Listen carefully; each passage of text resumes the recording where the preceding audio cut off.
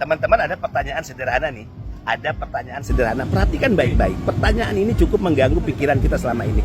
Pertanyaan sederhana ini datang dari publik sepak bola Indonesia, atau pertanyaan ini datang dari 287 juta rakyat Indonesia. Sayangnya, pertanyaan ini sampai sekarang belum ketemu jawabannya. Dan bahkan nggak ada berani, sekali lagi nggak ada yang berani untuk menjawab pertanyaan sederhana ini.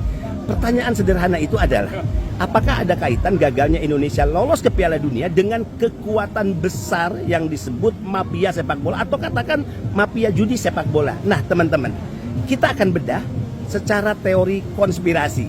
Ada 3 hal. Pertama, ketika STY Sintayong memimpin timnas Garuda, sekecil apapun kesalahan, semua ditimpakan kepada Sintayong. Semua pengamat, semua pihak ya yang tidak menginginkan Sintayong, termasuk 2 makhluk yang bernama Coach Justin dan Towel, itu selalu menyalahkan Sintayong.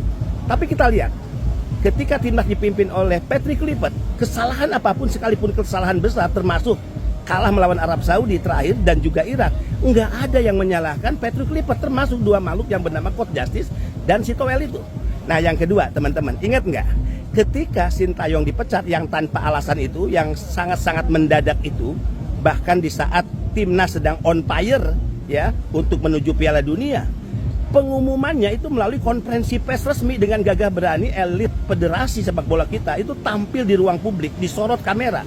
Konferensi pers loh, hanya untuk pemecatan Sintayong yang jelas-jelas tanpa alasan itu. Tapi ketika si Patrick Kluivert yang jelas-jelas dengan kesalahannya menghancurkan rakyat Indonesia dengan harapannya untuk lolos Piala Dunia, nggak ada yang berani tampil ke publik disorot kamera untuk konferensi pers. Bahkan federasi sepak bola kita hanya mengumumkannya lewat Instagram. Nah itu yang kedua teman-teman. Nah yang ketiga teman-teman sekalian, ini teori konspirasi. Teman-teman sekalian, ketika dulu Sintayong dipecat, semua elit federasi mengatakan bahwa semua ini adalah kepentingan untuk Indonesia lolos Piala Dunia.